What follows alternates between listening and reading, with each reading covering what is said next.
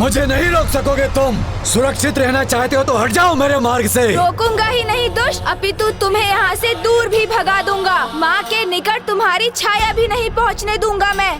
बस अब मुख से नहीं, मुष्टि प्रहार से संवाद करेंगे हम।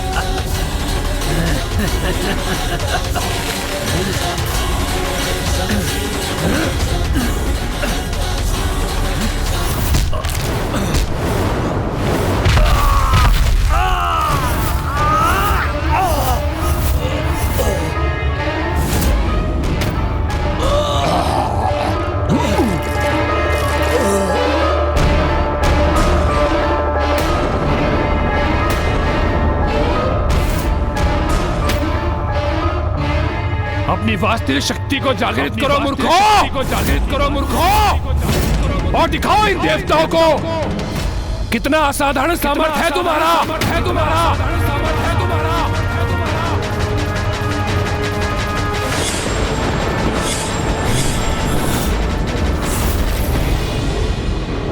देवसेना, दुर्गमासुर के समस्त योद्धा शिथिल पड़ चुके हैं। प्रतीत होता है आज सूर्यास्त के पूर्व ही आज का युद्ध समाप्त हो ही गया। युद्ध समाप्त नहीं, अभी आरंभ हुआ है।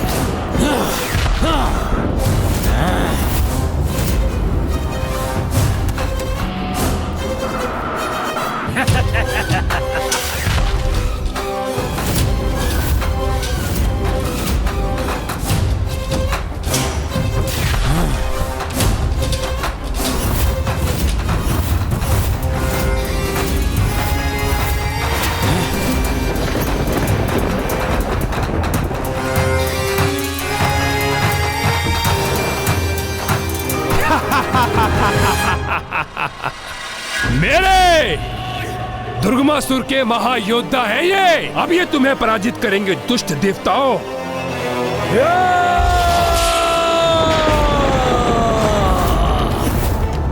मुझसे उलझकर बहुत बड़ी भूल की है तुमने गजमुख। गणासुर हूँ मैं, जो कभी किसी कार्य को अधूरा नहीं छोड़ता। और आज देवी आदिशक्ति को उनके पूजा स्थल से हरण कर अपने साथ ले जाने का लक्ष्य भी अवश्य प्राप्त करूंगा मैं। तुम यही ऐसे वचन बोलते रह जाओगे मूर्ख असुर, और उधर माँ की पूजा संपन्न भी हो जाएगी।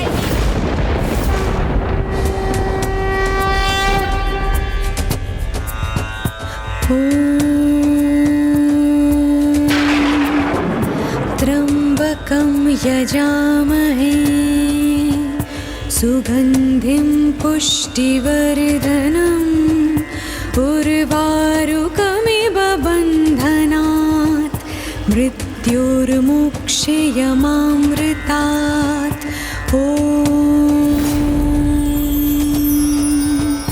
त्र्यंबकं यजामहे सुगंधिं पुष्टिवर्धनम् उर्वारुकमिव बन्धनात् मृत्युर्मुक्षयमामृतात्। ॐ नमः शिवाय। ऐसा प्रतीत होता है कि देवी आदिशक्ति द्वारा किए गए जलाभिषेक का जल मेघ का रूप लेकर महादेव तक पहुंच गया है, और वही मेघ उन पर बरस कर देवी आदिशक्ति की ओर से उनका जलाभिषेक कर रहा है। देवी आदिशक्ति तो जैसे दोनों स्थानों पर उपस्थित है, विंध्याचल पर्वत पर भी और कैलाश पर भी। इस अद्भुत अनुष्ठान को, समर्पण भाव से की गई इस पूजा को भला कैसे कोई रोक सकेगा। मैं गणासुर पुनः देवी आदिशक्ति की पूजा को भंग करने के उद्देश्य से आगे बढ़ रहा हूँ। मुझे रोक सकते हो तो रोक लो गजमुख।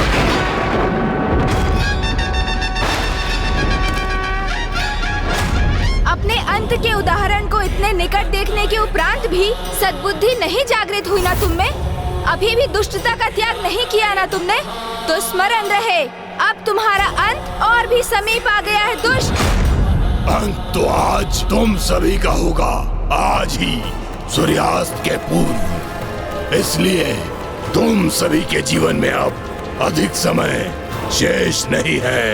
सूर्यास्त में अब जितना भी समय शेष है ना, वो हमारे नहीं, तुम सभी के अंत के लिए पर्याप्त है।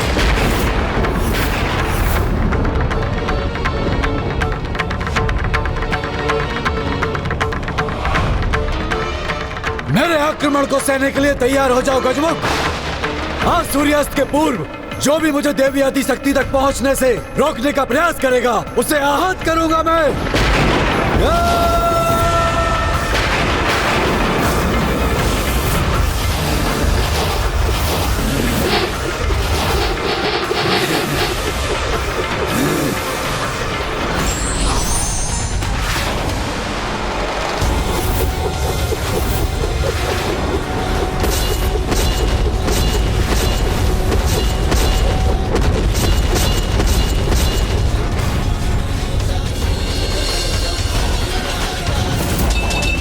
देवसेना, सूर्यास्त होने में बस कुछ ही समय शेष है। हमें इन समस्त असुरों का अंत कर मां गणेश जी की सेवा में प्रस्तुत होना होगा। वो असुर अपनी 12 भुजाओं से गणेश जी पर प्रहार कर उन्हें उलझा रहा है। चिंता मत कीजिए देवराज, अच्छे कार्य के लिए मात्र इतना ही समय पर्याप्त है। विश्वास रखिए, सूर्यास्त से पूर्व हम इन सभी को पराजित करने में सफल अवश्य होंगे।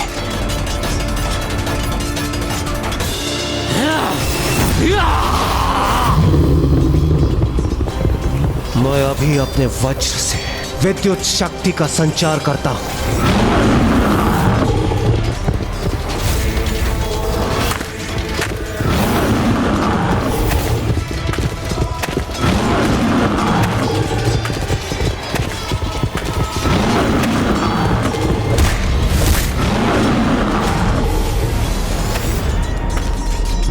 आज के दिवस के अंत के पूर्व इसके जीवन का अस्त होना आवश्यक है।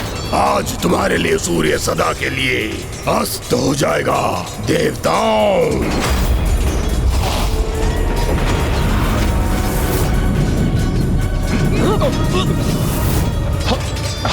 हमें कुछ स्पष्ट दिखाई नहीं दे रहा।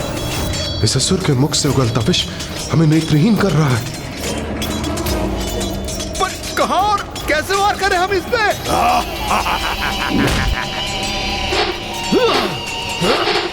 मैं विचल बुद्धि हूँ, जिसकी बुद्धि में छल और विष भरा है।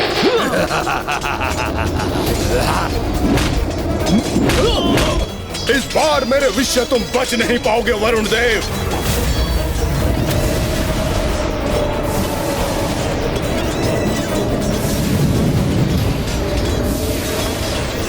ये तो मुझे स्वयं पर लक्ष्य साधने का अवसर ही नहीं दे रहा है।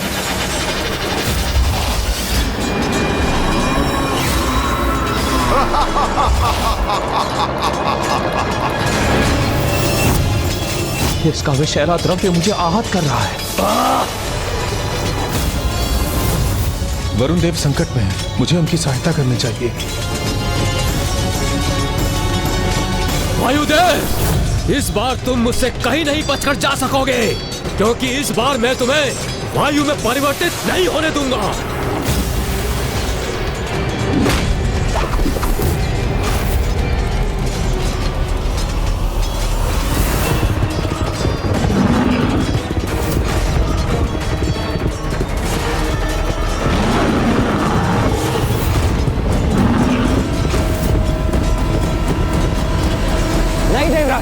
आप देवसेना की सुरक्षा सुनिश्चित कीजिए और सूर्यास्त होने से पूर्व ही इस युद्ध स्थल को इन असुरों से रिक्त कर दीजिए। इस असुर से तो मैं स्वयं निपट लूंगा।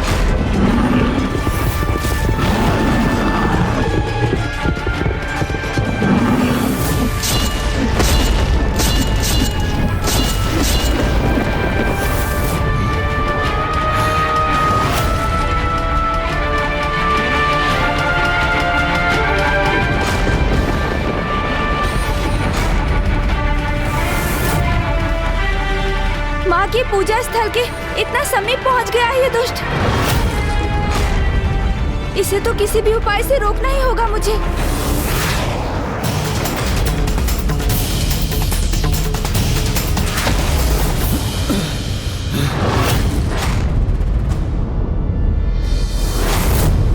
अरे वाह, इतनी लंबी छलांग लगा दी तुमने, फिर भी मुझे नहीं रोक पाओगे तुम।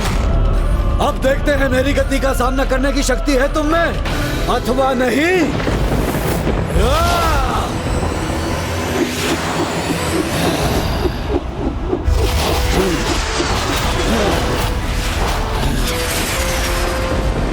जब तक तुम इनका कोई उपाय करोगे, मैं तुम्हारी माता तक पहुंच जाऊंगा गजमोक।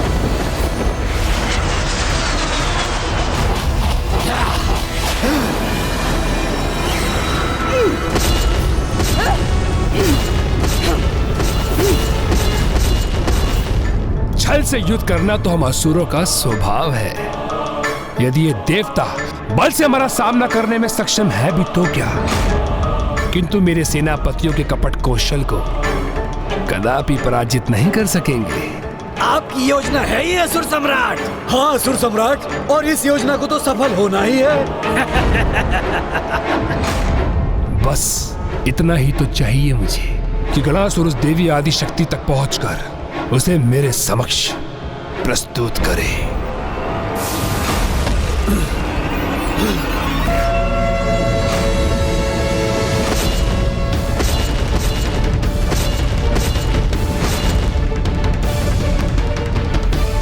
बस मुझे एक छलांग मारने की और देर है और मैं पूजा स्थल में प्रवेश कर जाऊंगा।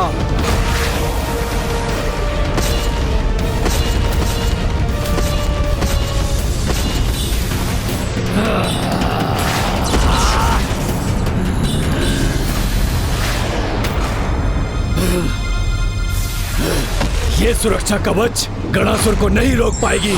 अभी ध्वस्त कर देता हूं इसे।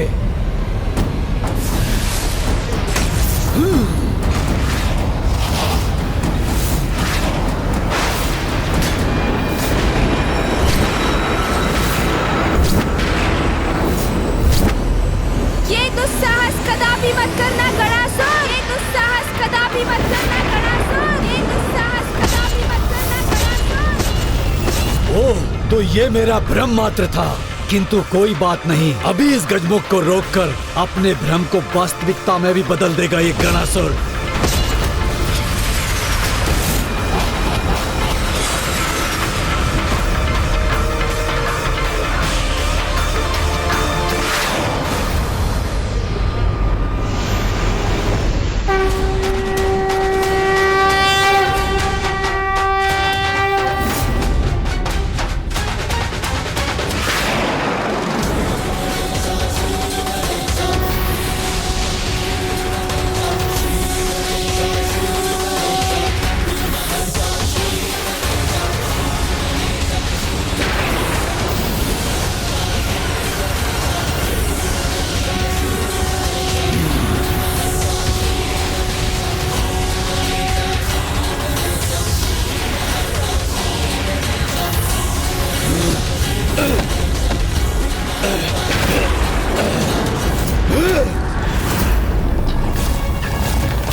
मेरे साथ ऐसी धृष्टता की तुमने, अब देखो उसका क्या दंड देता हूँ मैं तुम्हें। तुम्हारे अपराधों के दंड भुगतने का समय तो तुम्हारा है गणासुर।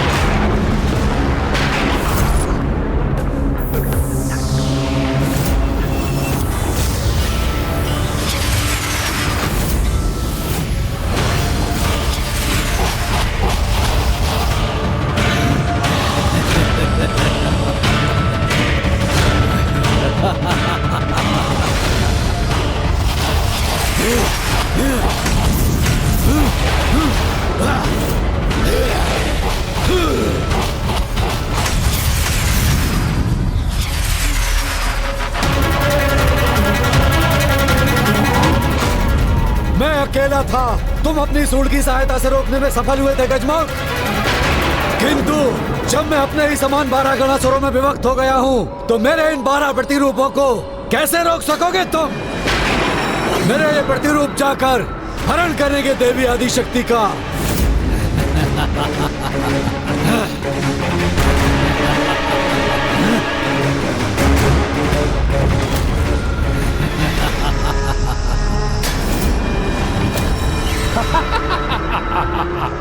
अब अवश्य सफल होगा गणासुर।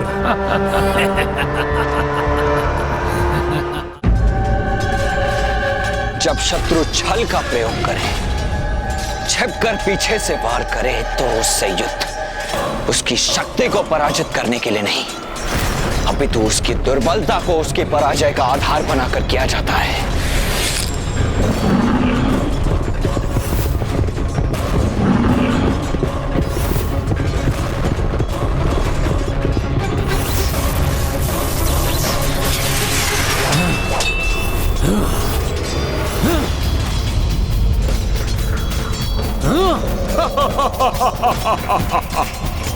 ये दुष्ट अपना विषैला द्रव्य बाहर फेंक कर स्वयं पीछे हट रहा है, जिससे कि ये उसके संपर्क में न है। अर्थात इसकी शक्ति ही इसकी दुर्बलता भी है। तो मुझे उसी को अस्त्र बनाकर इसे शीघ्र अतिशीघ्र पराजित करना होगा, क्योंकि सूर्यास्त में अब अधिक समय शेष नहीं है।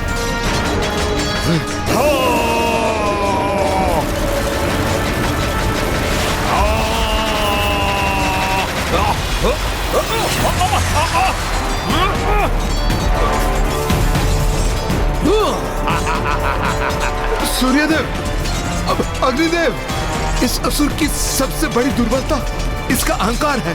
मैं उसी का लाभ उठा के इसे बोलने पर विवश कर दूंगा। उसके पश्चात केवल उसका स्वर सुनकर हम उस पर लक्ष्य साधेंगे, और इसी प्रकार आज के युद्ध की समाप्ति से पूर्व ही हम उसे परास्त कर देंगे।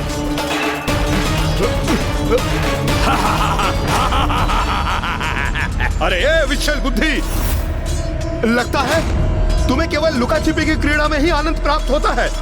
वैसे भी हमारे समक्ष आके हमसे युद्ध करने में तो अक्षम हो ना तुम।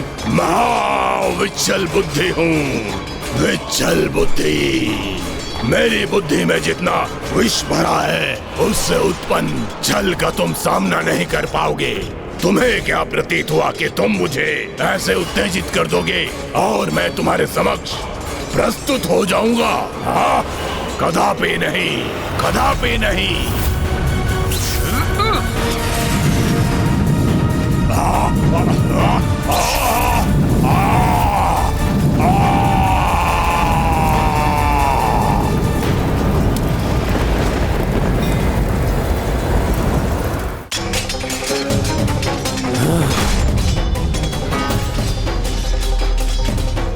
यदि ये कुछ भी विभक्त कर सकता है, तो स्वयं को भी तो कर सकता है।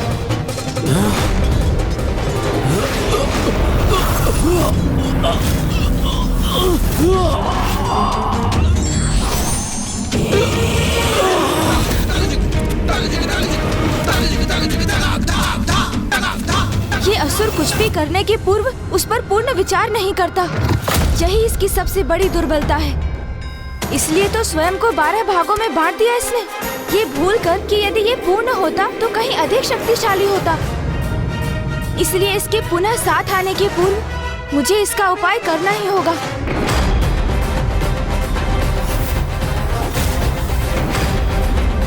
अब तुम अपने स्थान से तनिक भी हिले तो अंत हो जाएगा तुम्हारा दुष्ट।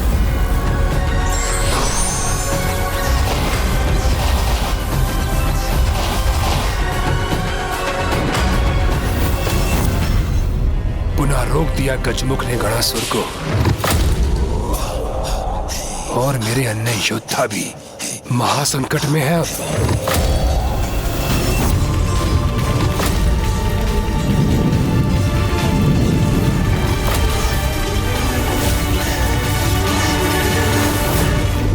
कहा था ना मैंने, आज सूर्यास्त से पूर्व ही तुम अपने काल के दर्शन करोगे।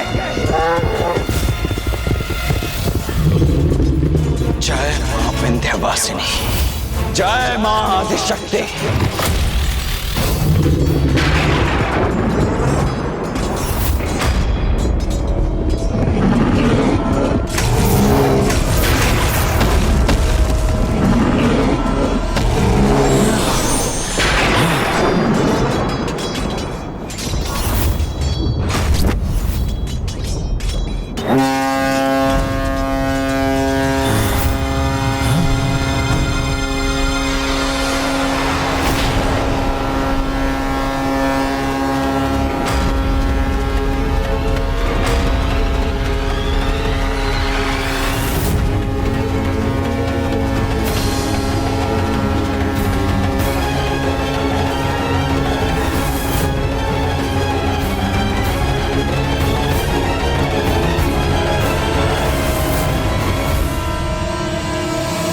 कार्तिकेय, इसने तो समय से पूर्व ही तुरुही बजाकर आज के युद्ध की समाप्ति का संकेत कर दिया।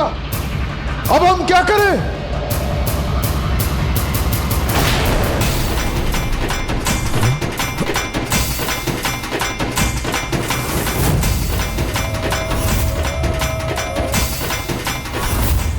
यह सर्वथा अनुचित है। यह अवश्य असुरों की कोई न कोई चाल है। मेरे विचार से हमें अपना आक्रमण रोकना नहीं चाहिए।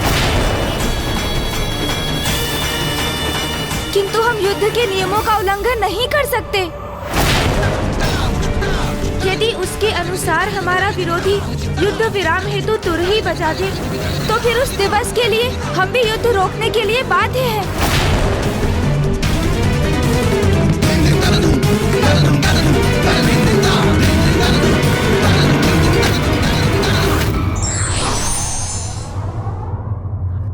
अनुशासन ही व्यक्ति को महान बनाता है, वो चाहे शांति के समय उसका पालन करे या फिर भयंकर युद्ध के समय ही।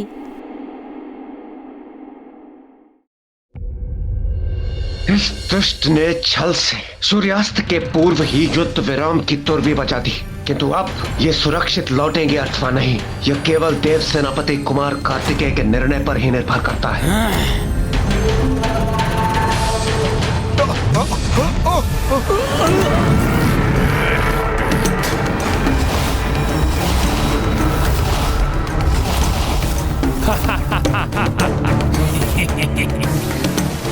मुझे तो यही ज्ञात था देवताओं। युद्ध नियम के अनुसार दोनों पक्षों में से किसी के भी दोहरा युद्ध विराम का नाद ध्वनित होते ही युद्ध रोक दिया जाता है, किंतु तुम्हारी मुद्राओं को देखकर तो ऐसा प्रतीत हो रहा है कि तुम अपने नियमों का पालन करना ही नहीं चाहते। अरे युद्ध विराम का नाद नहीं सुना तुमने? तो क्या तुम्हारे निकट आकर पुनः उत्पन्न करूं उसे, अथवा मान लूं कि तुम स्वयं अपने नियमों का उल्लंघन करने के लिए तत्पर हो, किंतु इतना समझ लो, नियमों का पालन नहीं करोगे तुम तो मैं भी उन्हें भंग करने के लिए मुक्त हो जाऊंगा। नियम तो तुमने भंग किया है दुष्ट, क्योंकि निर्धारित ये हुआ था युद्ध विराम केवल सूर्यास्त के साथ होगा, किंतु तुमने उसके पूर्व ही युद्ध समाप्ति की घोषणा कर दी। देवराज इंद्र, दुर्भाग्यवश जहां मैं स्थित हूँ वहां से देखो तो सूर्यास्त हो चुका है। कोई मूर्ख ही होगा जो अस्त हो चुके और अस्त हो रहे सूर्य में भेद करने में असमर्थ होगा। मूर्ख पुकारो तो धृष्ट कपटी, कोई प्रभाव नहीं पड़ता मुझे, किंतु तुम्हें क्या करना है उसका निर्णय लो। यदि नियम का उल्लंघन किया तुमने तो हम नियम विहीन होकर रात्रि में भी युद्ध करेंगे और रात्रि में ही तुम्हें पराजित कर देवी आदिशक्ति पर आक्रमण कर उनकी पूजा के प्रथम दिवस पर ही उनकी पूजा को खंडित कर दूंगा। नहीं इंद्रदेव, कुछ मत कहिए, भूल हमारी ही थी और हम देवता युद्ध के नियम का उल्लंघन कर धर्म की अवहेलना कदापि नहीं करेंगे।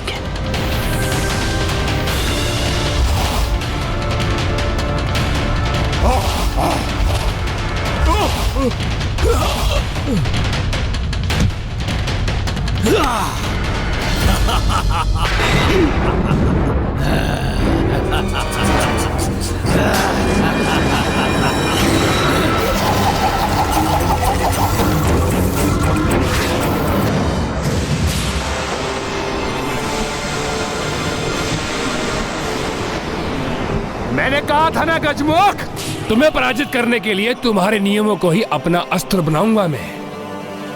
और अभी तो यह आरंभ है, आगे आगे देखो ये दुर्गमासुर क्या क्या करता है। यदि इतना ही विश्वास है स्वयं पर, तो रणभूमि में क्यों नहीं आए? यदि किसी प्रकार कल के युद्ध में सुरक्षित रह भी गए, तुम्हारी ये इच्छा भी पूर्ण कर दूंगा मैं।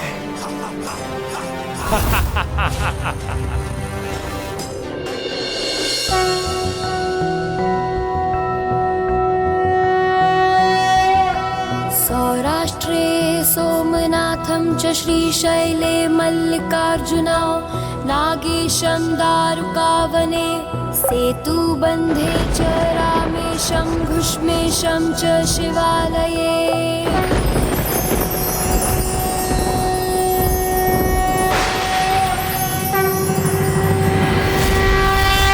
पूजा के प्रथम दिवस पर देवी आदिशक्ति द्वारा शुद्ध जल के इस जलाभिषेक का कितना अद्भुत परिणाम है, जिससे महादेव पर जल समर्पित करने वाला तन मन और इंद्रियों से पावन होकर अपनी किसी भी इच्छा को पूर्ण करने में समर्थ होता है। और देवी आदिशक्ति तो स्वयं प्रकृति स्वरूपा है, इसलिए उन्होंने जलाभिषेक कर न केवल स्वयं को अपितु संपूर्ण जगत को पवित्र, शुद्ध और जीवंत कर दिया है।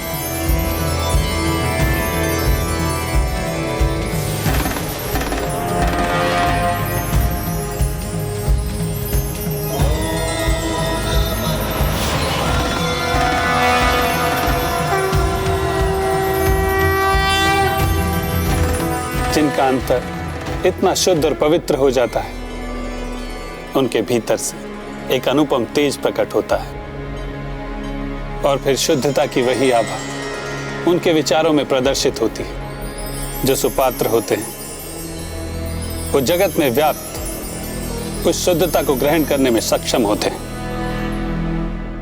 किंतु कुपात्र उसे नकार कर अस्वीकार कर देते हैं।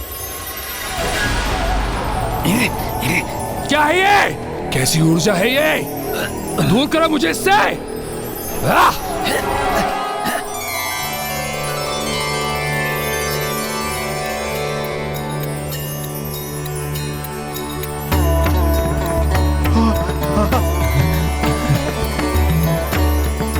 आश्चर्य है, द्वेष और क्रोध की जो नकारात्मक भावनाएं उन असुरों के प्रति थी, वो अकस्मात ही लुप्त हो गई और मेरे भीतर अपार दिव्य ऊर्जा एवं विचारों की शुद्धता का आभास हो रहा है। मुझे ये अवश्य माँ के द्वारा किए गए जलाभिषेक का ही परिणाम है। हाँ गणेश, मुझे भी एक अद्भुत शांति का आभास हो रहा है। ऐसा प्रतीत हो रहा है जैसे एक और दिवस के युद्ध के लिए हमारे भीतर अतिरिक्त ऊर्जा और शक्ति का संचार हो गया है। अनुज गणेश, गणासुर को माँ की पूजा में बाधा डालने से रोककर तुमने बहुत उचित कार्य किया, क्योंकि अब उन असुरों से युद्ध के लिए एक नवीन स्फूर्ति से भर गई है देवसेना। ये तो देवी आदि शक्ति के प्रथम दिवस के जलाभिषेक का ही परिणाम भर है और आगामी 2 दिवसों में वो तीनों जलाभिषेक संपन्न कर लेंगी, अर्थात दुग्ध और गन्ने के रस को शिवलिंग पर समर्पित कर भस्म आरती पूर्ण करेंगी, तो उनकी पूरी शक्ति जागृत होगी और फिर चाहे कोई भी असुर हो, कितना भी शक्तिशाली क्यों ना हो, उनके अथवा उनकी सेना के समक्ष कदापि नहीं टिक सकेगा।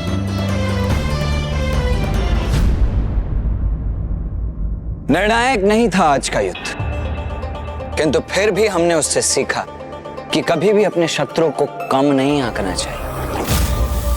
उन असुरों की शक्ति को ही नहीं, अभी तो उनकी छल बुद्धि को भी पराजित करना है हमें। अर्थात अब आगे का युद्ध हमें और संयम के साथ लड़ना होगा।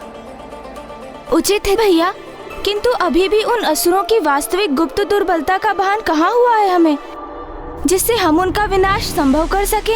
अजय है मेरे असुर सेनापति, उन्हें तनिक भी कोई क्षति नहीं पहुंचा सकता और आज के युद्ध से वो देवता इतना तो समझ ही गए होंगे, उस गजमुख के कारण मेरी योजना सफल नहीं हो सकी, किंतु जो आज नहीं हुआ वो कल अवश्य होगा।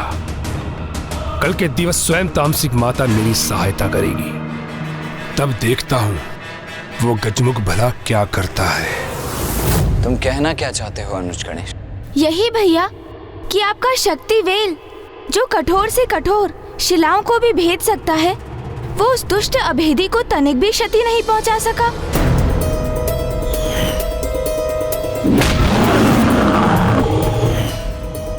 अग्निदेव, सूर्यदेव, आपके ताप और तेज से तो लौह भी पिघल जाते हैं, किंतु वो दुष्ट विच्छल बुद्धि आप दोनों की शक्तियों को बड़ी सरलता से सह गया।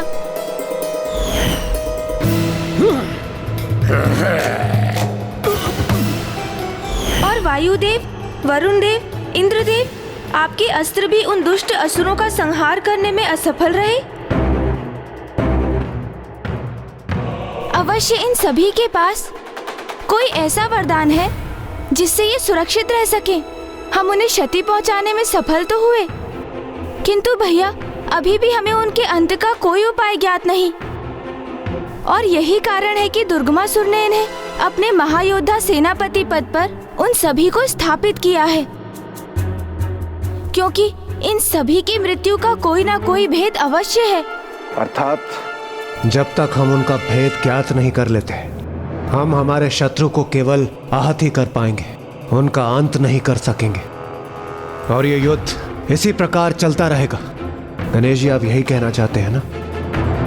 माँ की 2 दिवसों की पूजा अभी शेष है, और किसी भी अवस्था में इन 2 दिवसों में हमें इन असुरों का अंत कर माँ के कार्य को सरल बनाने का प्रयास करना है।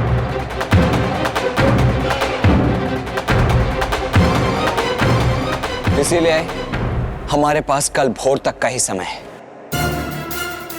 जिसमें किसी न किसी उपाय से हम इनके समस्त भेद ज्ञात कर लें।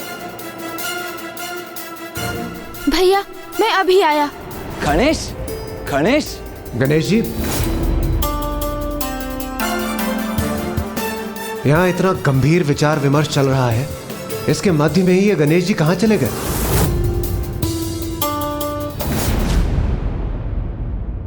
असुर सम्राट, हमें सचेत रहना होगा। वो देवता अवश्य कोई चतुराई करेंगे। आज की निराशा के उपरांत वो शांत नहीं बैठेंगे।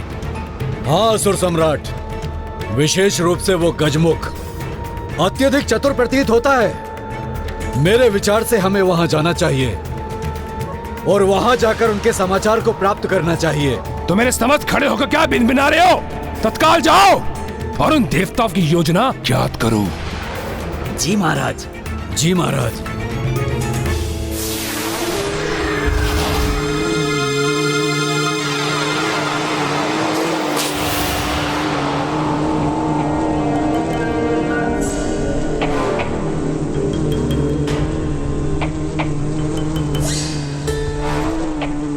देवताओं से उनकी गुप्त योजना ज्ञात कर ये सूचना मैं पहुंचाऊंगा सम्राट तक। नहीं भ्राता, ये समाचार तो मैं दूंगा उन्हें और उनके मुख से अपनी प्रशंसा प्राप्त करूंगा। और मुझे ज्ञात है कि ये समाचार हमें कहाँ प्राप्त होगा।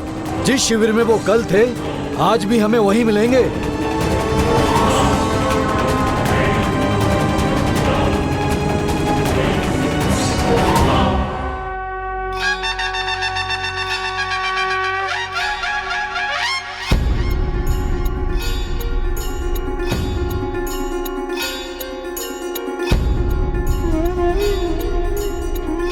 गणेश जी, ये क्या है? ये लड्डू है देवराज जी। लड्डू? और इनकी सुगंध से ये स्वादिष्ट प्रतीत हो रहे हैं ना? ये क्या अनुज गणेश, हम सभी को असुरों के संहार की युक्ति का विचार करने में व्यस्त कर तुम स्वयं के उदर को भरने की चिंता में व्यस्त हो। नहीं नहीं भैया, मैं तो उसी समस्या को लेकर गंभीर चिंतन कर एक निष्कर्ष पर पहुंचा हूँ। लड्डू, ये है तुम्हारा निष्कर्ष? हाँ भैया, ये है असुरों की समस्या का अत्यंत सटीक समाधान, उनसे उनका भेद ज्ञात करने का उपाय।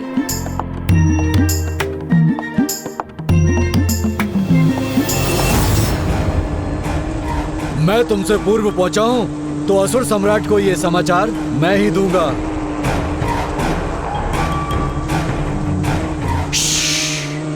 ध्यान से सुनो, कुछ सुनाई दे रहा है मुझे। ये कैसा उपाय है गणेश? दिवस में युद्ध और रात्रि में शांति, यही निश्चित हुआ था ना भैया। तो मैं इन लड्डुओं के साथ असुरों के शिविर में शांति संदेश लेकर जाऊंगा।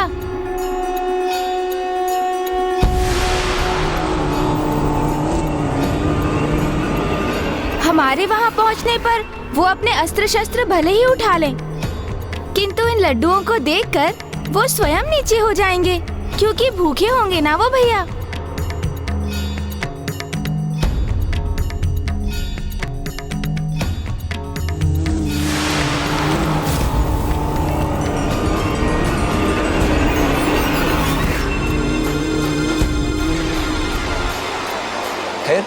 फिर हम उन्हें अपने लड्डुओं से ललचाकर, अपने मीठे मीठे शब्दों से उन्हें भ्रमित कर, उनके सभी भेद स्वयं हमें बताने पर विवश कर देंगे उन्हें। बस इतनी सरल है मेरी योजना।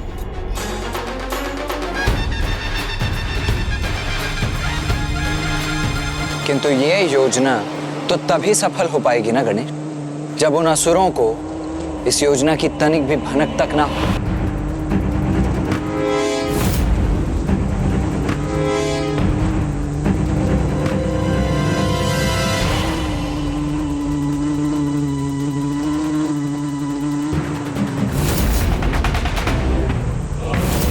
यहाँ तो कोई नहीं, रिक्त है ये स्थान।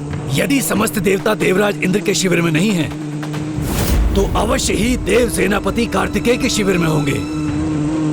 आओ, उन्हें चलकर वहां देखते हैं। उचित, हमें सतर्क रहना होगा, जिससे उन्हें यह ज्ञात ना हो कि आप वहां क्यों गए। और तुम्हारा वहां अकेले जाना भी उचित नहीं है गणेश, क्योंकि उन असुरों का विश्वास नहीं किया जा सकता। कहीं नियमों का उल्लंघन कर रात्रि काल में ही युद्ध आरंभ न कर दें।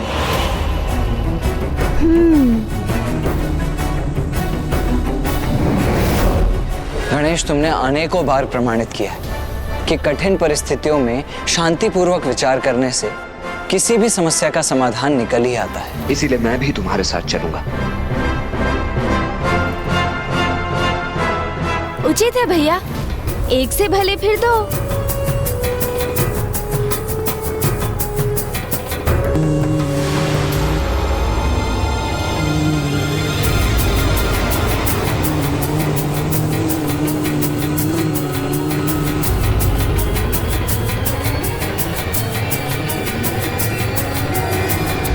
अन्य सभी देवता हैं यहाँ, तो कुमार कार्तिकेय और गजमुख गणेश कहाँ हैं? प्रतीत होता है हमें यहाँ पहुँचने में विलंब हो गया है।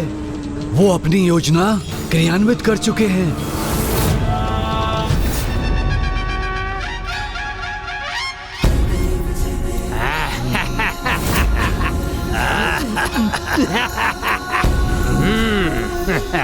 इन्हें ऐसे उत्सव मनाते देखकर तो यही प्रतीत हो रहा है भैया, जैसे ये युद्ध में विजय प्राप्त कर चुके हो। ये भ्रम है उनका गणेश। अहंकार ने जिसकी दृष्टि बाधित कर दी, उसे तो पराजय में भी विजय ही दिखाई देगी।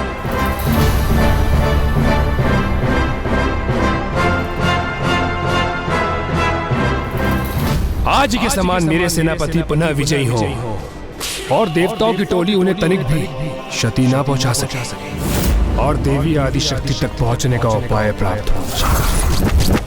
उनके प्रथम दिवस की पूजा संपन्न तो हो चुकी होगी, किंतु 2 दिवस की पूजा को मैं बाधित कर सकूं, उसके लिए मुझे तामसिक माता की सहायता लेनी होगी।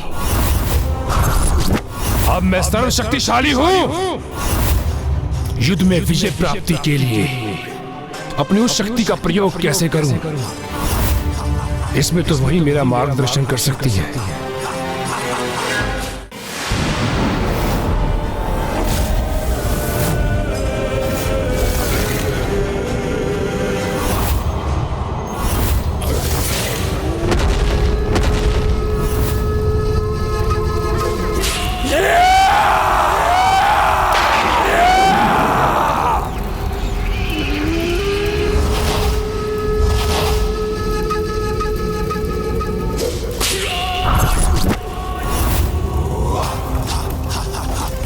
दर्शन देही माता, दर्शन देही माता, दर्शन देही।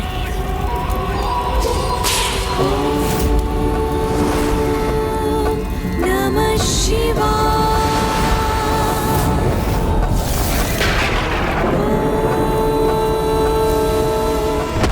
मुझे दर्शन क्यों नहीं दे रही हो माता?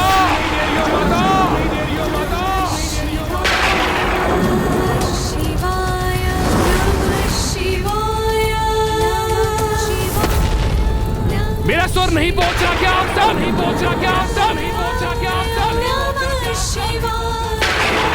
माता, माता, माता। ओम नमः शिवाय। दर्शन देही माता, दर्शन देही, दर्शन देही, दर्शन देही।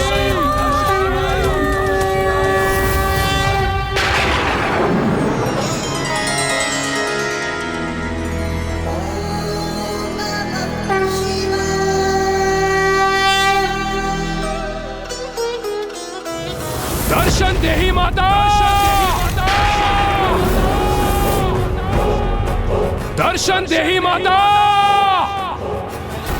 दर्शन देही माता, दर्शन देही। आज इस दुष्ट की पुकार तामसिक माता तक कदापि नहीं पहुंच सकेगी, क्योंकि तामसिक माता माँ के साथ पिताश्री अर्थात जगत पिता महादेव की पूजा में लीन है।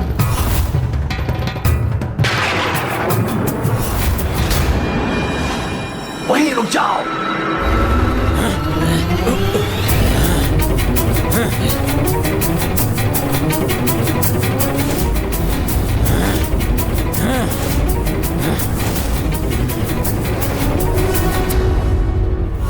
अरे अरे, हम यहाँ युद्ध करने के लिए नहीं आए हैं असुर जी, जो आप ऐसे सावधान हो गए।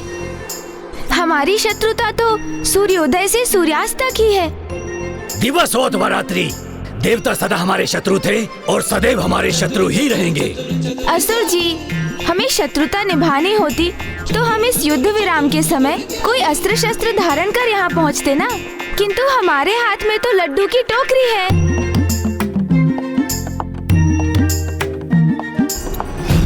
मुझे विश्वास है प्यास तो आपकी अवश्य बुझ गई होगी, किंतु भूख तो लगी होगी ना।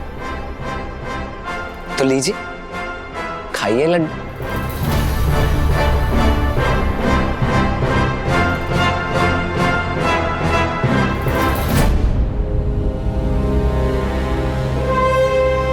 संकोच मत कीजिए असुर जी, आप सब तो लड्डुओं का भोग कीजिए और इसमें चिंता का कोई भी कारण नहीं है, क्योंकि आपके असुर सम्राट ने स्वयं इस युद्ध विराम के नियम को स्वीकार किया है। चतुर चतुर चतुर चतुर ज्ञानी।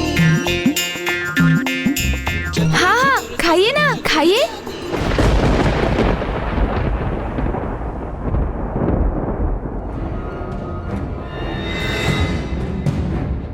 ये सभी तनाव में तो हैं, किंतु कोई किसी से किसी प्रकार का संवाद नहीं कर रहा है। ऐसे में कैसे ज्ञात होगा कि वो दोनों जो यहाँ दिखाई नहीं दे रहे हैं, वो कहाँ अदृश्य हुए हैं? कभी ना कभी तो इनमें से किसी का धीरज टूटेगा ही, और वो कुछ कहकर इनका रहस्य तो अवश्य उजागर करेगा। किंतु कहीं उसमें अत्यधिक विलंब ना हो जाए और वो दोनों जिस भी प्रयोजन के लिए जहां भी गए हैं उसमें सफल ना हो जाएं।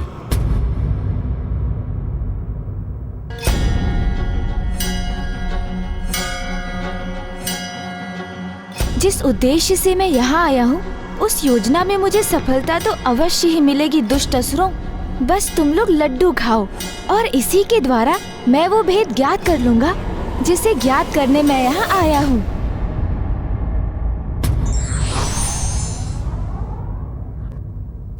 कभी कभी कठिन से कठिन प्रतीत होने वाला कार्य भी एक सरल युक्ति से सिद्ध हो सकता है।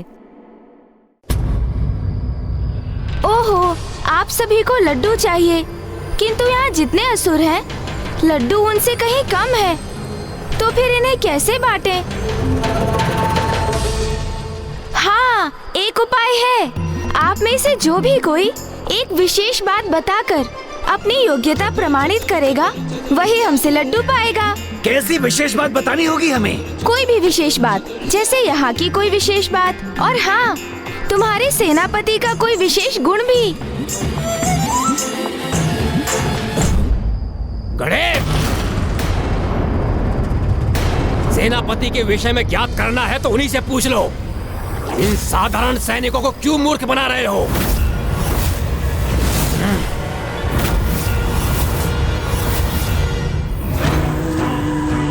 मुझे ऐसा आभास हो रहा है जैसे प्रथम पूज्य गणेश जी और कुमार कार्तिक के किसी संकट में हमें उनकी सहायता हेतु उन असुरों के शिविर में प्रवेश करना होगा। ये संकेत तो प्राप्त हो गया हमें कि कहाँ हैं वो दोनों। आप व्यर्थ ही चिंता कर रहे हैं। वो युद्ध करने नहीं, मात्र सेनापतियों के मृत्यु भेद ही तो ज्ञात करने गए हैं। हम यही उनकी प्रतीक्षा करेंगे। आप कुमार कार्तिकेय और गणेश जी पर विश्वास रखें, और वैसे भी संशय संकट बनकर ही प्रकट होता है। विनाश लोचन भ्राता, हमें शीघ्र लौटना होगा। हाँ भ्राता नाशलोचन, और असुर सम्राट को इनके छल के प्रति सचेत करना होगा।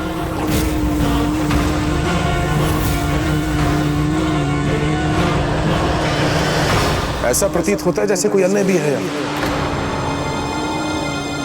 जो गुप्त रूप से हमारा ये संवाद सुन रहा है।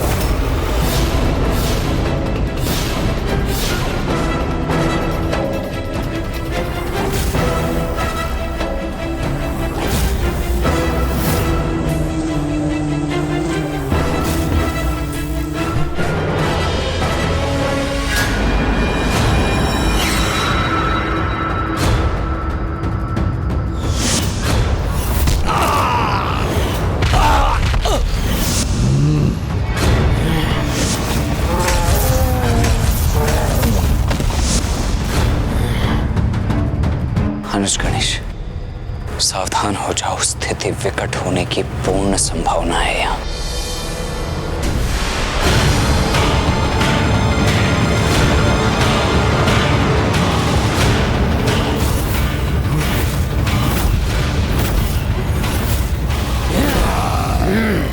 महायोद्धा असुरों, अपने क्रोध और पराक्रम का प्रदर्शन कल रणभूमि में करना। अभी तो हमारे उपहार स्वरूप दिए गए इन लड्डुओं को शांति से ग्रहण तो कर लो। तुम क्या हमें इसलिए प्रसन्न करने की कोशिश कर रहे हो जिससे कल के युद्ध में हम अपनी पूर्ण शक्ति का प्रयोग न करें? नहीं नहीं, ऐसा कुछ भी नहीं है असुर जी। हम किसी विशेष उद्देश्य से नहीं आए हैं यहाँ। छल करने आए हो तुम यहाँ। छल। मैं विचल बुद्धि हूँ, विचल बुद्धि। छल करने और छल समझने में सर्वथा निपुण हूँ मैं। वही तो मैं कह रहा था भैया से अभी कि पांचों असुर सेनापतियों में शक्ति और युक्ति दोनों में सर्वाधिक निपुण आप ही हैं। भैया को मेरा ये कथन स्वीकार ही नहीं था। इनके अनुसार ये अभेदी सबसे समर्थ है और अन्य देवता, उनका तो मत था कि इस शिविर में कोई सर्वाधिक शक्तिशाली है तो वो है महासुर गणासुर जी। हाँ हाँ, सत्य ही तो कहा मैंने। एक अभेदी ही हैं जो आज के युद्ध में तनिक भी आहत नहीं हुए। न मेरे शक्ति दंड का इन पर कोई प्रभाव हुआ और न ही देवराज इंद्र का वज्र इन्हें कोई क्षति पहुंचा सका। और मैं भी तो बिना आहत हुए वापस लौटा था और एक साथ मैंने तीन देवताओं को संभाला था। अब असुर सेनापतियों में सर्वाधिक शक्तिशाली कौन? मैं विचल बुद्धि। मैं तुम हो सर्वाधिक शक्तिशाली? कैसा प्रयास है ये? मैं हूँ सर्वाधिक शक्ति संपन्न। तुम जैसे 12 असुरों की शक्ति अपने भीतर समाहित किए हुए हूँ मैं। बस तुम्हारे अंदर तो 12 ही समाहित है ना, लेकिन तुम्हारे जैसे 24 को एक क्षण में अपने विषैले द्रव्य से घुला सकता हूँ। यही तो मैं चाहता था। अब ये दुष्ट अपने रहस्य स्वयं ही उजागर कर देंगे। तब तक मैं करता हूँ लड्डुओं का सेवन। देवगण, प्रथम पूज्य गणेश जी और कुमार कार्तिकेय का रहस्य ही रहना चाहिए।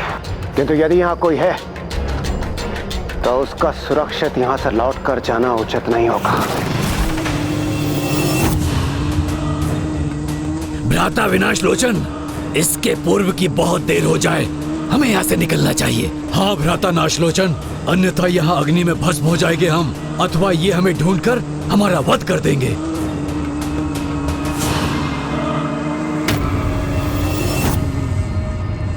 देवगण,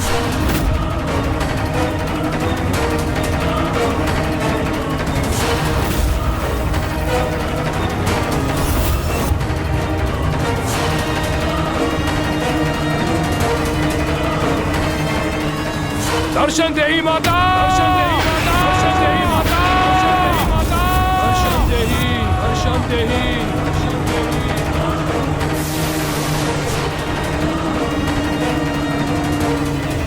दर्शन देही माता, दर्शन देही माता, दर्शन देही माता, दर्शन देही, दर्शन देही। आज मेरे द्वारा आवाहन करने पर भी नहीं आई आप माता, तो अब मुझे ही आपके पास आना पड़ेगा। देखा भैया, दुर्गमासुर जी कितनी भली भांति अपना अनुष्ठान करते हैं। इसलिए इतने वरदान प्राप्त है उन्हें। इन पांचों को देखकर तो वैसे यही प्रतीत होता है कि कदाचित अन्य देवता ही उचित कह रहे थे। इनमें यदि किसी के पास कोई वरदान है तो वो गणासुर ही हो सकते हैं, क्योंकि इनसे युद्ध किया था मैंने। अपार शक्ति है भैया इनके पास। हाँ हाँ, अत्यंत विशेष वरदान प्राप्त है मुझे, इसलिए तो मैं कह रहा था सभी में सर्वाधिक शक्तिशाली मैं ही हूँ। ये चारों अपनी समस्त शक्ति से भी मेरा सामना नहीं कर सकते।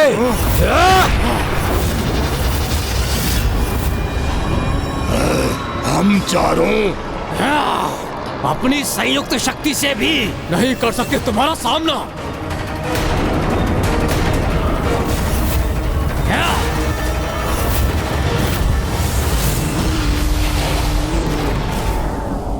प्रणाम असुर सम्राट।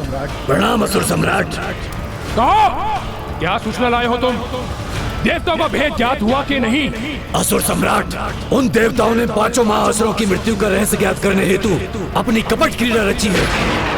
हाँ असुर सम्राट, और उस गजमुख और उसके भ्राता को इस कार्य के लिए हमारे शिविर में भेजा गया है। ये मुझे क्यों बता रहे हो मूर्खों? सर्वप्रथम जाकर मेरे सेनापतियों को सूचित करो। जाओ। हम चारों तो क्या, तुम्हारे लिए मैं ही पर्याप्त हूँ गणासुर, क्योंकि मेरे वरदान के अनुसार मैं सभी को विभक्त कर सकता हूँ, किंतु मुझे कोई कुछ भी नहीं कर सकता। किंतु जंग लगने पर तो तुम्हारा अंत हो सकता है ना? किंतु जंग लगने पर तो तुम्हारा अंत हो सकता है ना? भैया अब देखते जाइए।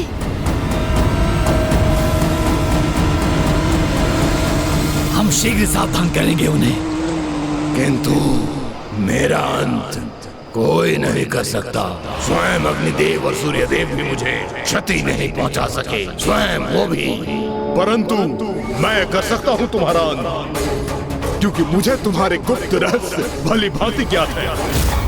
सभी अष्टभुजा जीवों के समान तुम्हारे भीतर भी 3 हृदय हैं, और अगर तीनों को एक साथ नष्ट कर दिया जाए तो तुम्हारा अंत भी निश्चित है। और मैं अपने विषैले द्रव्य से पल भर में सभी का अंत कर सकता हूँ। किंतु मेरा नहीं तुम मुखा, मेरा नहीं, अभेदी हूँ मैं।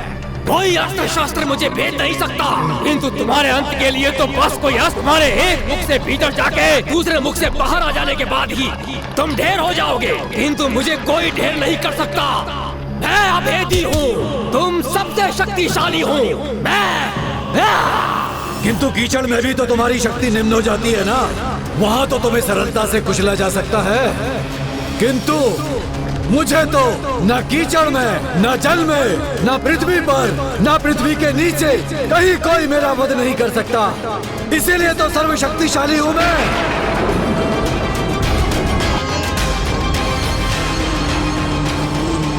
गणासुर, यदि तुम्हारे 12 प्रतिरूप तुमसे विभक्त हो जाए और वो एक होने से अस्वीकार कर दे, और यदि एक एक करके उन 12 का वध किया जाए तो तुम्हारी मृत्यु तो निश्चित है, और यदि तुम्हारी मृत्यु निश्चित है तो तुम सर्वशक्तिशाली कैसे हुए? तो इसलिए जाके कह दो देवताओं से, क्योंकि ये अभेदी ही सर्वशक्तिशाली है।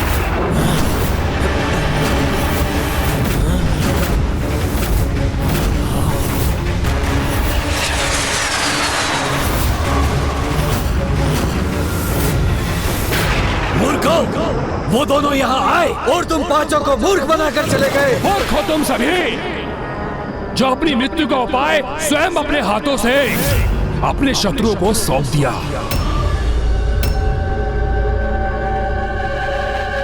अब इस प्रकार मुंह लटकाने से क्या होगा? सूर्योदय होने में भी अभी कुछ समय शेष है। युद्ध की तैयारी करो और स्मरण रहे, जब तक मैं शेष हूँ वो तुम्हारा रहस्य ज्ञात करने के उपरांत भी तुम्हें कोई क्षति नहीं पहुंचा सकते। यही उपाय है उन पांचों को उनके काल के निकट भेजने के लिए। अब जब हमें ये ज्ञात हो ही गया है कि उन सभी का अंत कैसे संभव है, तो हमें उन सभी को अकेले घेर कर एक एक करके उनका अंत करना होगा, जिससे उनमें से कोई भी मां की दूसरे दिवस की पूजा में बाधा उत्पन्न न कर सके।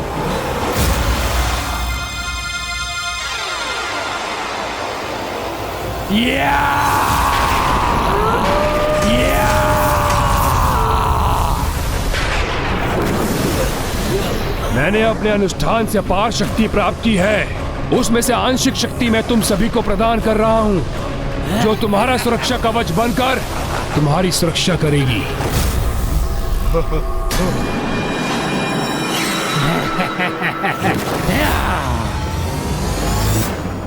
द्वितीय दिवस के दुग्धाभिषेक के पश्चात माँ की बस एक ही दिवस की पूजा और शेष रह जाएगी। इसीलिए आप तैयार हो जाइए देवगण।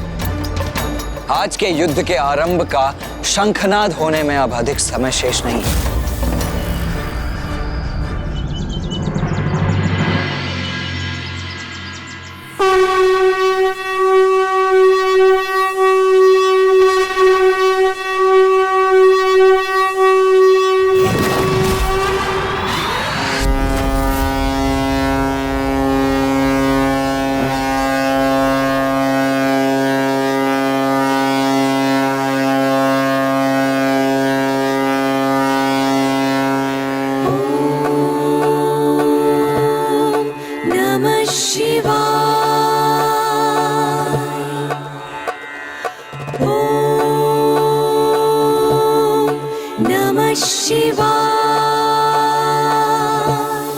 दुग्ध अभिषेक दीर्घ आयु और सुरक्षा प्रदान करता है और अकाल मृत्यु और अन्य अनिष्ट से सुरक्षित रखता है। आज इस दुग्ध अभिषेक का सूर्य अस्त के पूर्व संपन्न होना अनिवार्य है, ताकि कल देवी आदिशक्ति गन्ने के रस से अभिषेक कर भभूत आरती के पश्चात अपने तीनों दिनों की पूजा संपन्न कर सके और दुर्गमासुर के वध हेतु युद्ध भूमि में प्रस्तुत हो सके। देवी आदि शक्ति द्वारा ये दुग्ध अभिषेक अवश्य पूर्ण होगा। नमः शिवाय।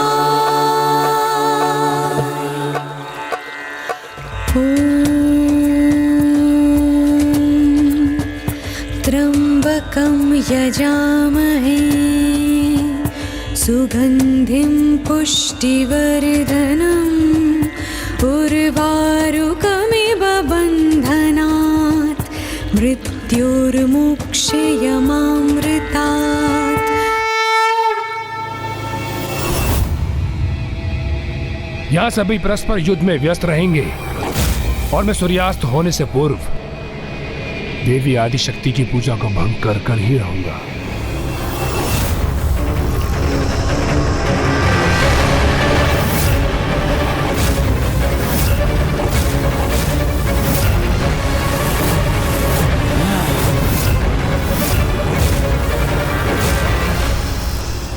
देवताओं, तुम कुछ भी कर लो, किंतु हमारा सामना कदापि नहीं कर सकोगे। इनकी मृत्यु का भेद हमें ज्ञात हो चुका है। इसका आभास होने पर भी चिंता और भय के स्थान पर ये आत्मविश्वास से भरे दिखाई दे रहे हैं। इसका भला क्या कारण हो सकता है भैया?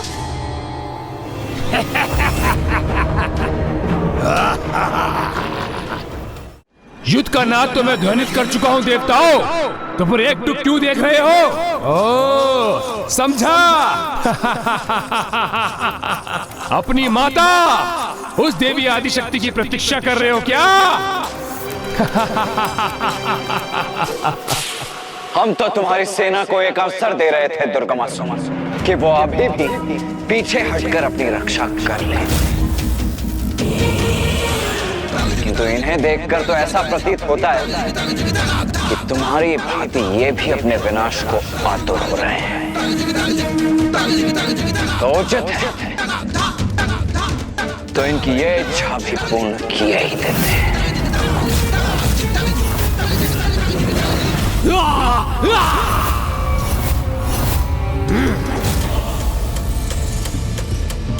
देवताओं, ये भक्त करेगा, ये भक्तासुर तुम्हें।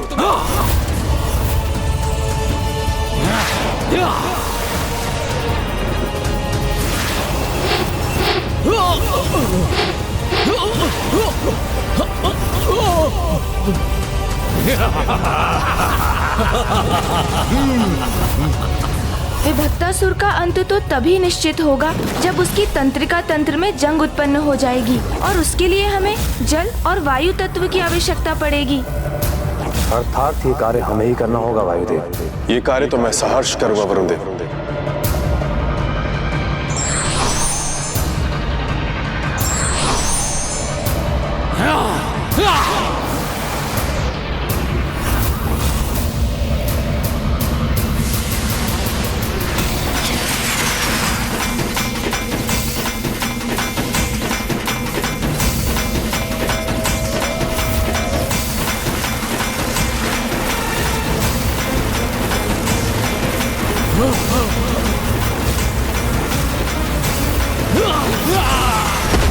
ये क्या? जल और वायु दोनों मेरी तंत्रिका पर।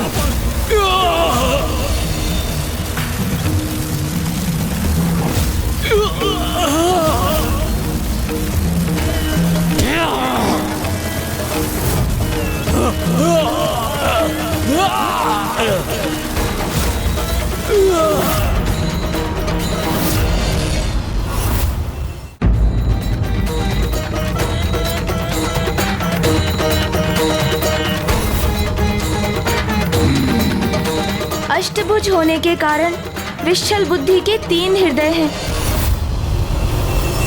जिस पर एक साथ अस्त्र प्रहार होने पर ही उसकी मृत्यु संभव है।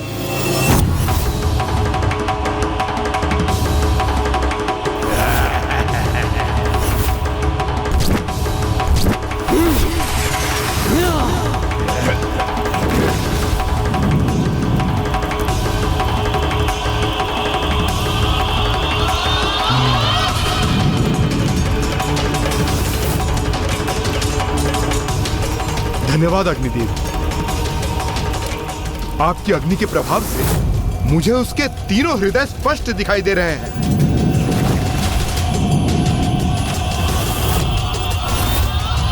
अपने अंतिम श्वास गिन लो।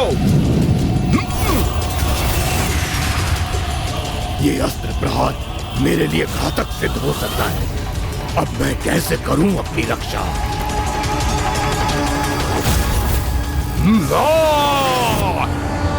दुमुखासुर के वध हेतु अस्त्र को उसके एक मुख से प्रविष्ट कर उसके दूसरे मुख से निकालना होगा।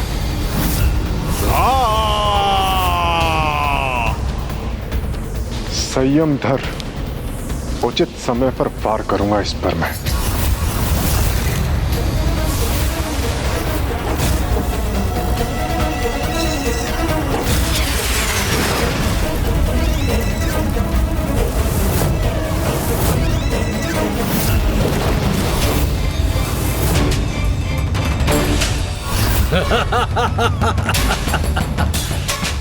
देखो गजमुख, देखो मेरी 12 भुजाएं 12 भयंकर अस्त्रों के समान हैं।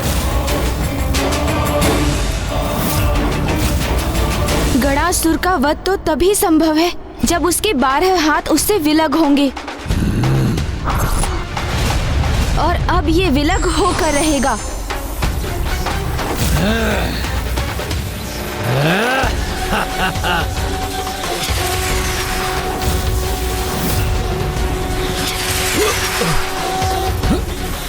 नहीं नहीं, मुझे अपने हाथ साथ लाने होंगे।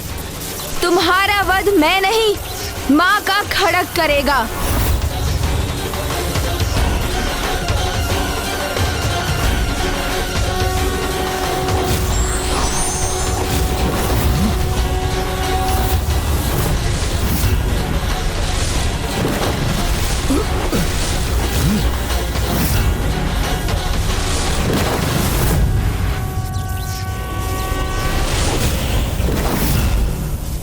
अब देखो देवताओं के सेनापति अभेदी तुम्हें कैसे धराशायी करता है।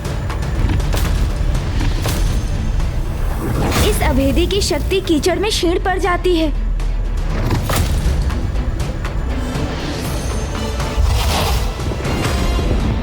जय मां आदिशक्ति।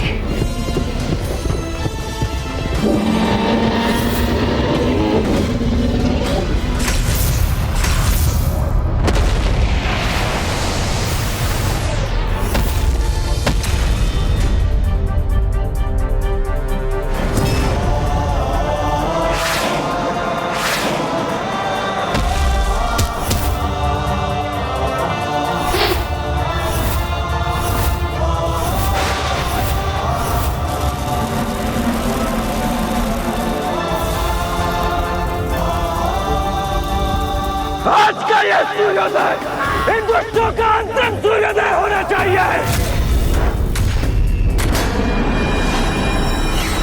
कितने भी प्रयास कर लो, किंतु मेरे महायोद्धा सेनापतियों को तनिक भी क्षति नहीं पहुंचा पाओगे।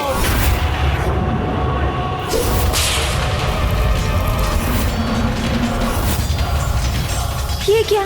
हमने तो इनके सभी महायोद्धाओं को पराजित कर दिया, फिर भी ये दुष्ट ऐसा क्यों कह रहा है? कहीं हमसे कोई चूक तो नहीं हो गई? किंतु क्या?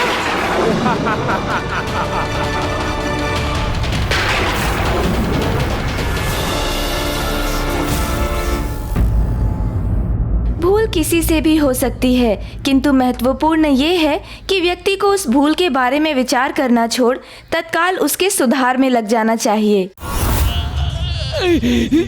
आज का यह सूर्योदय इन दुष्टों का अंतिम सूर्योदय होना चाहिए।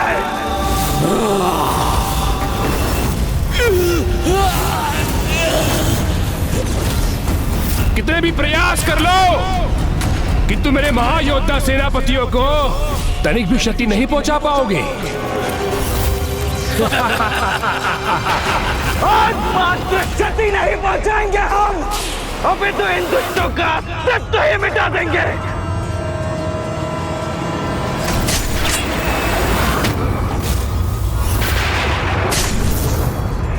हमारे इतने शक्तिशाली प्रहार कैसे विफल हो रहे हैं? इस दुष्ट के कीचड़ में होने के बाद भी मेरा शक्ति वेलदंडे से भेद क्यों नहीं पा रहा है? कहा था ना मैंने, मेरे महायोद्धाओं को कुछ नहीं कर पाओगे तुम।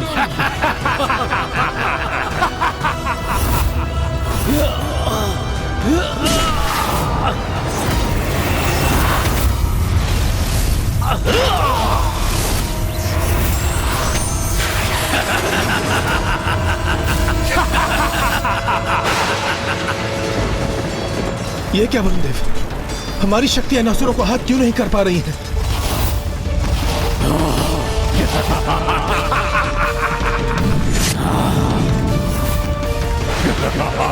ये क्या हो गया है हमारी शक्तियों को कुबेर देव?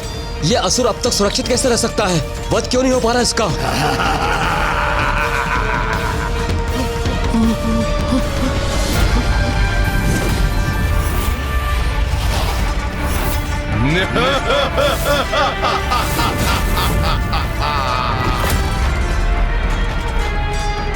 इनकी मृत्यु का रहस्य तो हमें इनसे ही प्राप्त हुआ था, फिर भी ये सुरक्षित क्यों है? क्या हुआ गजमुख? स्तब्ध क्यों रह गए? क्या प्रतीत हुआ था तुम्हें? अपनी चतुराई का प्रदर्शन कर हमारे भेद ज्ञात कर लोगे और हमें आहत करने में सफल होगे तुम, किंतु अब तुम्हारी युक्ति तुम्हीं पर भारी पड़ेगी।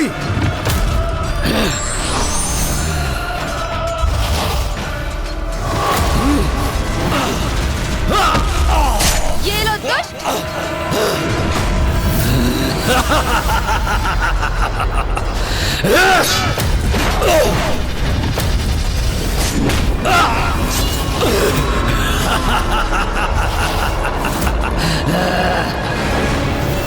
इसके चारों ओर ये कैसी ऊर्जा है?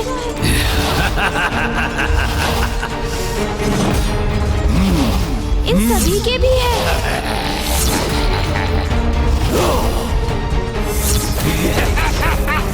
प्रतीत होता है कोई आसुरी शक्ति इनका कवच बनकर इनकी रक्षा कर रही है, अर्थात इन्हें आहत करने हेतु सर्वप्रथम इस कवच रूपी ऊर्जा को नष्ट करना होगा।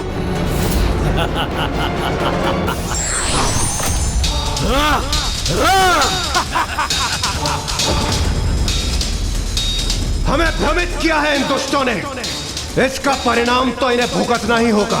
इस रणभूमि में इन्हें जीवित रहने का कोई अधिकार नहीं।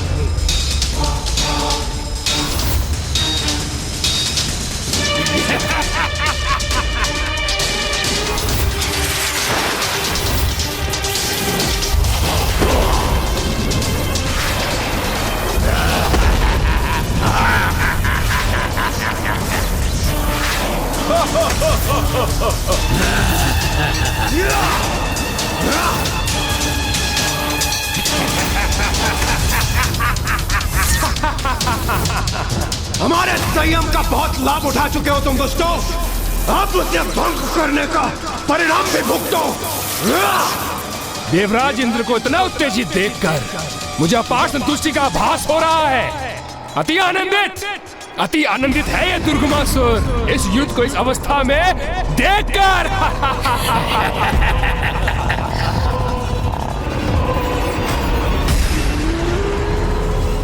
एक बात सदा स्मरण रखना, कभी भी पर्याप्त विचार किए बिना स्वयं को युद्ध में नहीं झोंकना चाहिए।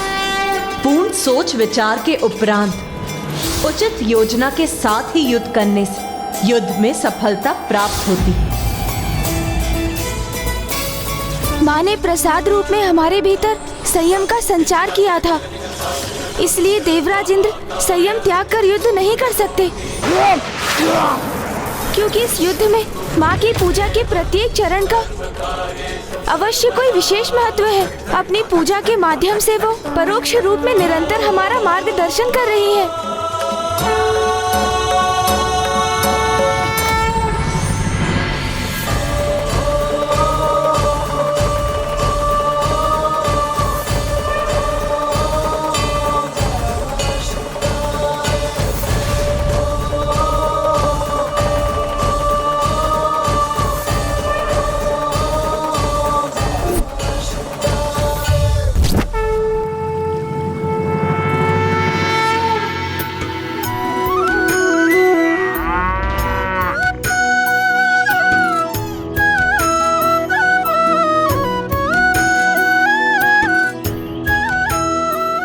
सूर्यास्त तक विश्राम नहीं करेंगे हम। देवी आदिशक्ति द्वारा किए जाने वाले प्रभु के दुग्ध अभिषेक हेतु निरंतर दुग्ध प्रस्तुत करना हमारा परम कर्तव्य है।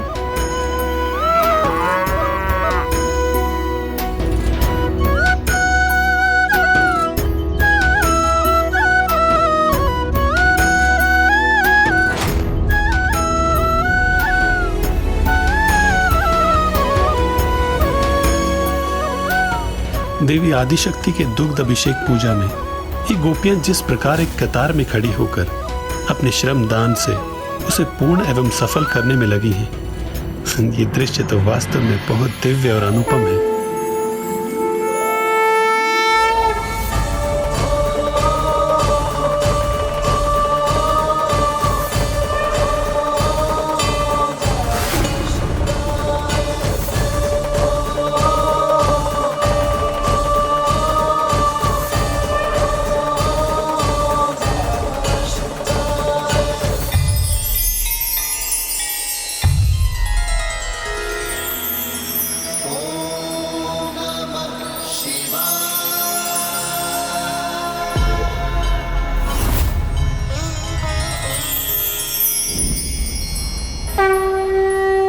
भक्त मनुष्य हो या भगवान, वो अपने आराध्य को जो भी पूर्ण भक्ति भाव से अर्पित करता है वो उन तक पहुंच ही जाता है। उसके लिए उसे किसी माध्यम की आवश्यकता नहीं। किंतु जिन्हें इस भक्ति की शक्ति का अनुमान नहीं होता वो ही इस भक्ति को भंग करने का स्वप्न रखते हैं।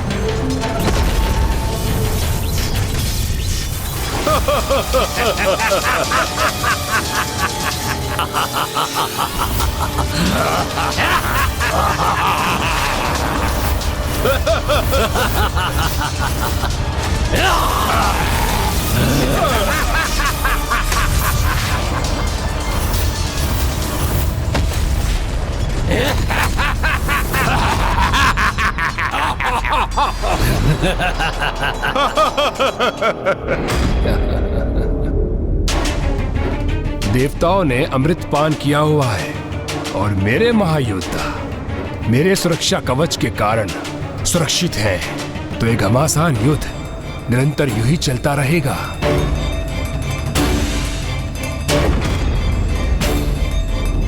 इसलिए अब मेरे द्वारा देवी आदिशक्ति की पूजा में व्यवधान उत्पन्न करने का सर्वथा उचित अवसर है।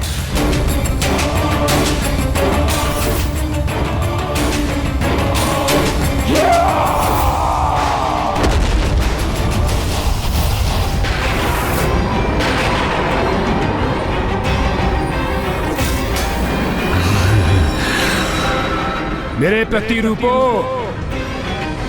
मेरे समान शक्ति संपन्न हो तुम, इसलिए जाओ देवी आदिशक्ति की पूजा को भंग करने के लिए जो आवश्यक हो वो करो।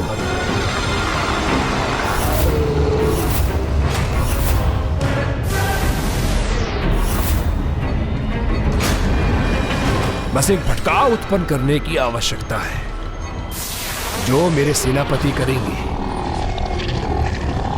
मेरी ऊर्जा का एक भाग तो उनके भीतर है ही, बस उनमें वृद्धि करने की ही आवश्यकता है।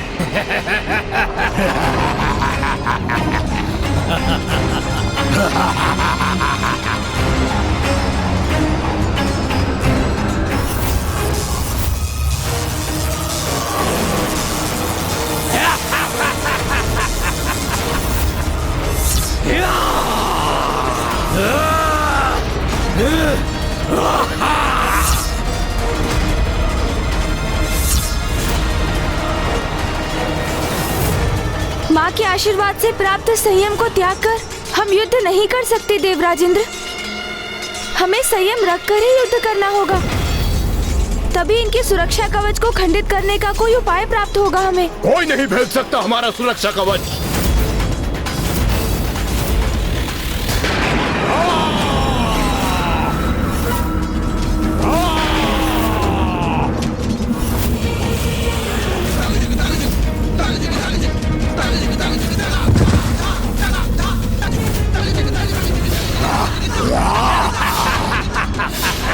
हमें अपनी सेना के समक्ष क्रमबद्ध होकर बिना शुरू से उसकी सुरक्षा करनी होगी।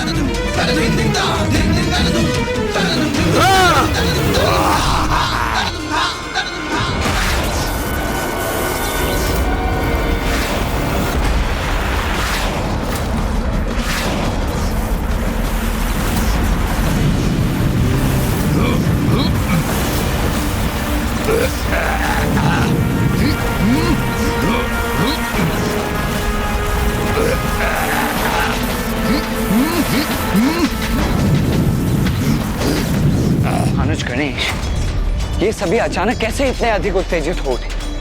हम पर इनका आक्रमण इतना सशक्त क्यों? जैसे ये हमारा संपूर्ण ध्यान स्वयं पर ही केंद्रित रखना चाहते थे। तो क्या इसका अर्थ ये है कि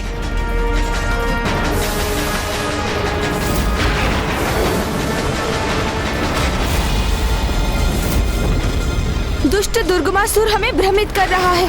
हमें यहाँ इनके साथ उलझाकर वो माँ के दुग्ध अभिषेक को भंग करने का प्रयास करना चाहता है।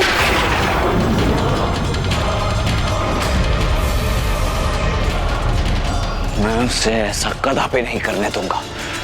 रोक दूंगा मैं उसे। भैया, आप वहाँ जाकर उसे रोकिए।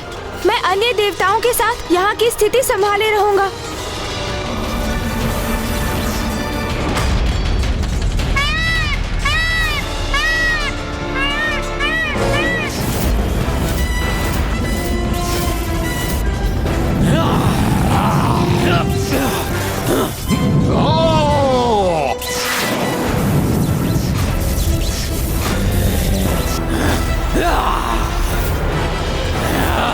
प्रथम पूज्य गणेश जी, आपने संयम धरकर युद्ध करने के लिए कहा था। इस प्रकार हम अपना संयम कैसे रखें?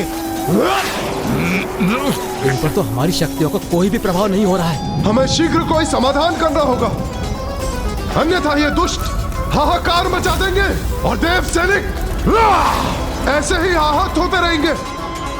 गणेश जी, इस प्रकार तो इन्हें रोकना बहुत कठिन है।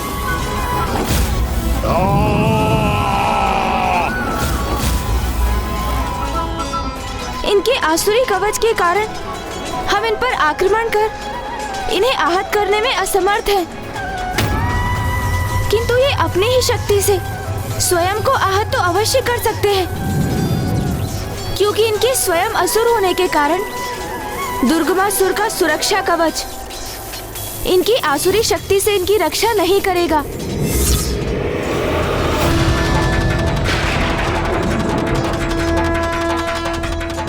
अर्थात हमें इनसे एक दूसरे पर आक्रमण कराना होगा। हाँ सूर्यदेव, और ये करना तो अधिक कठिन नहीं होना चाहिए, क्योंकि असुर होने के कारण संयम इनका स्वभाव नहीं, और जो युद्ध में संयम धारण नहीं करते वो कोई ना कोई भूल तो अवश्य ही कर बैठते हैं, इसलिए इसके पूर्व कि ये हमारी सेना को और क्षति पहुंचाए, हमें किसी प्रकार इन्हें देव सेना से दूर खींचना ही होगा।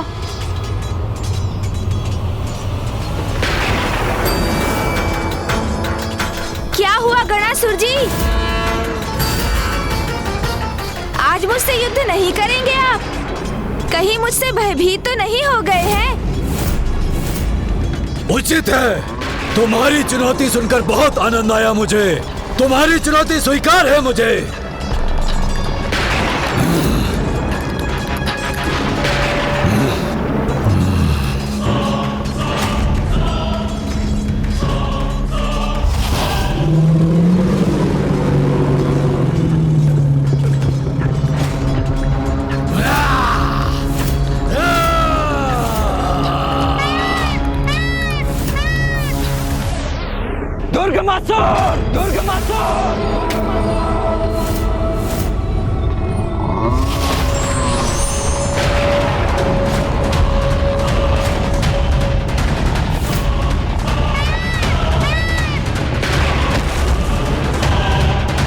अब और आगे जाने का दुस्साहस मत करना दुर्गमासुर।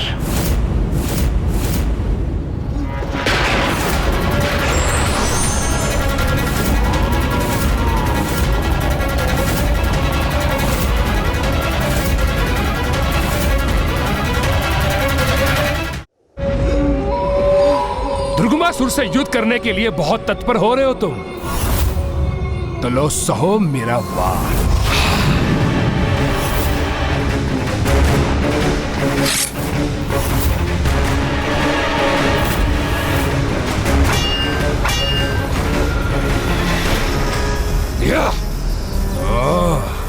दिखने में तो युवक हो, किंतु अपनी आत्मरक्षा करने का सामर्थ्य भी रखते हो, तो क्या आक्रमण कर। मुझसे युद्ध करने की कुशलता है तुम में?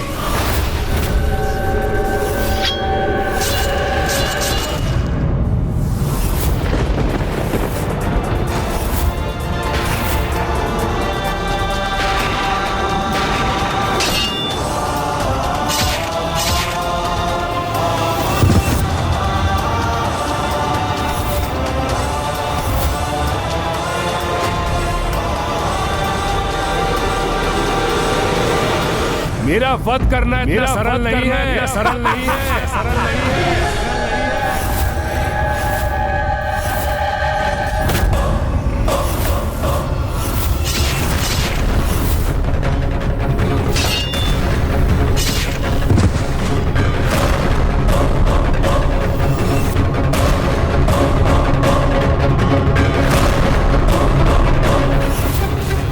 रुक जाओ, रुक जाओ।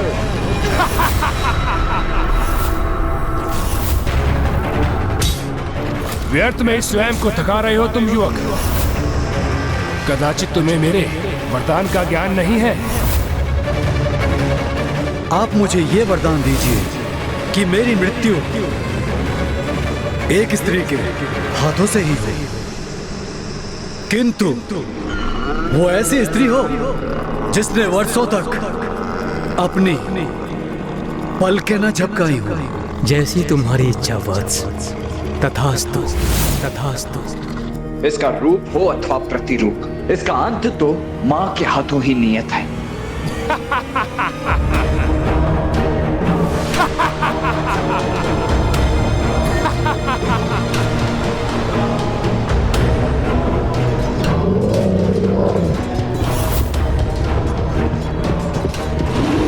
इन दोनों दुष्टों को अपने निकट पहुंचने की प्रतीक्षा करनी होगी मुझे। ये लो दुष्ट।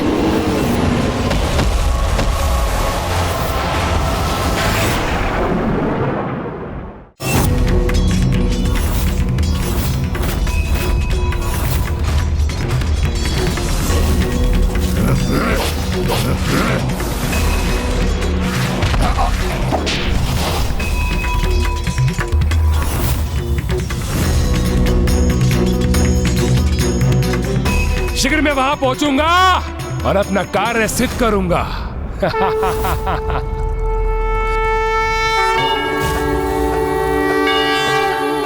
नमः शिवाय।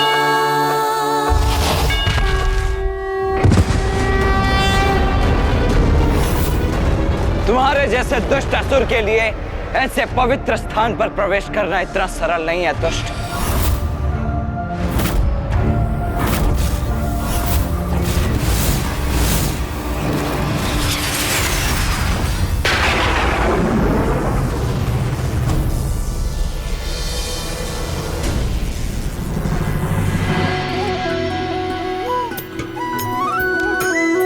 गोपिकाएं हैं यहाँ, तो वो अवश्य माँ को दुग्ध अभिषेक के लिए दुग्ध प्रदान करने आई होंगी।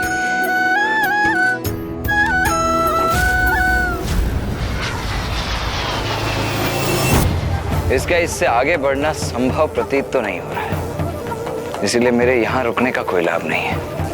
मुझे युद्ध भूमि में लौटना चाहिए।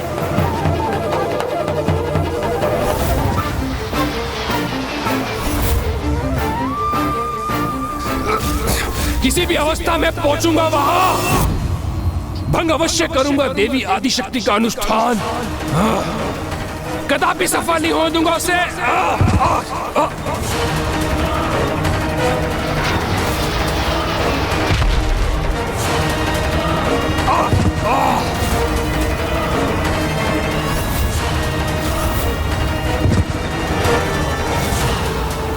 मंदिर अथवा पूजा स्थल से तो लौटते समय भी उसकी ओर पृष्ठ नहीं करनी चाहिए, और ये दुष्ट तो अपनी पृष्ठ पूजा स्थल की ओर करके ही उसकी ओर बढ़ रहा था, तो इसे तो मुंह के बल गिरना ही था। मां की पूजा इतनी साधारण पूजा नहीं है जिसे कोई भी असुर आकर भंग कर सके।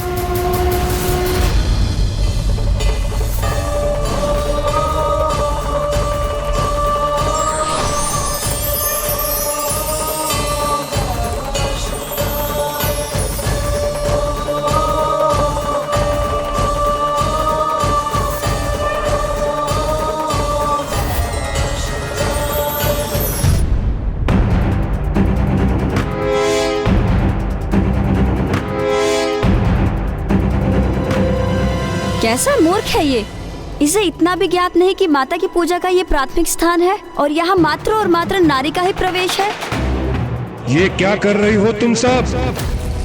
देख नहीं रहे हो, पूजा के लिए दुग्ध उपलब्ध करवा रहे हैं हम। ये पूजा मैं अवश्य भंग करूंगा, मेरे द्वारा ही भंग होगी ये पूजा। यदि मैं पूजा स्थल पर नहीं पहुंच सकता तो उसे बाहर से ही भंग कर दूंगा।